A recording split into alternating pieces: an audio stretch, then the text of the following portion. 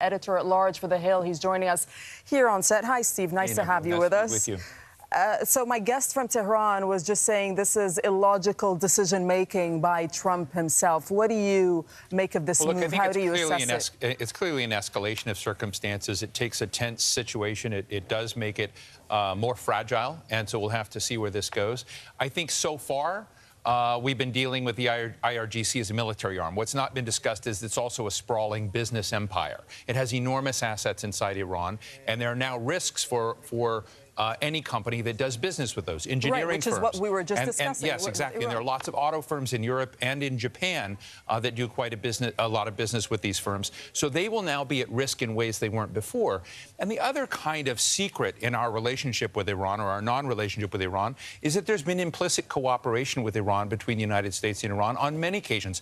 We saw that in Afghanistan after we had invaded Afghanistan and toppled the Taliban. They worked with us in putting Karzai in place. There have been subtle efforts to deconflict in certain regions where we had common enemies. And, you know, Iran and the United States behind the scenes have done this. This puts at risk all of that, and it takes a place like Iraq, where you have both U.S. forces, but you also have militias from Iran there. And it raises the possibility, as the editor-in-chief of Fars just said, of a crisis or a moment escalating into something further. Because in our eyes, that military arm is now a different player. It's now a terrorist on a different league. So but does this, in fact, then put U.S. troops in the region at risk, as some in the U.S. seem to say? Well, I think I believe that it may do that. What I don't know is whether we have gone to all the steps we have to kind of look at that possibility and protect forces in a way that we might not have others. Wendy Sherman, our former Undersecretary of State, who's now at Harvard University, has that the biggest change right now is that U.S. forces are at risk, because all of the other pieces in terms of sanctioning Iran, none of that really changes. We've already sanctioned Iran to an enormous degree. We've already decertified the JCPOA. There are no avenues or pathways right now that are workable. So this is a political move, the biggest result of which puts U.S. forces at risk. Yeah, here's the thing. The Trump administration seems to be exerting what they call maximum pressure on Iran. But is it clear to you what the actual end game is here? Well, I think right now, if you were to ask that of President Trump or his team, the end game that they would like to see is total capitulation and regime change in Iran.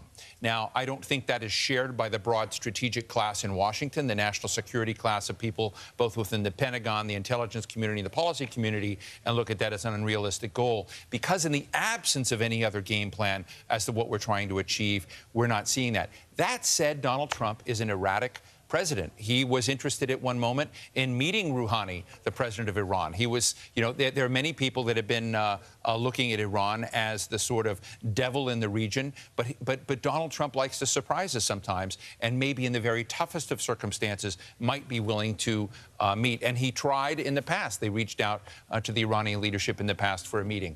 So right now things look very dire. Right. But we have to realize that this president sometimes can jump, as he did with North Korea, from what looked like a clear collision course into something that's very different. I'm not predicting that, but we have to leave open that Here's the thing, though. It was expected. There were rumblings about this in the last period, yet it is still an unprecedented move when the U.S. designates a branch of an armed forces of foreign government as a terrorist organization. How unprecedented this makes is it absolutely complicated to deal with Iran on any of the formal or informal levels. It raises the risk of conflict in the Gulf. It raises conflict potential in Iraq, in Afghanistan, and Syria, and other places where we have where we cohabitate, if you will, in various conflicts.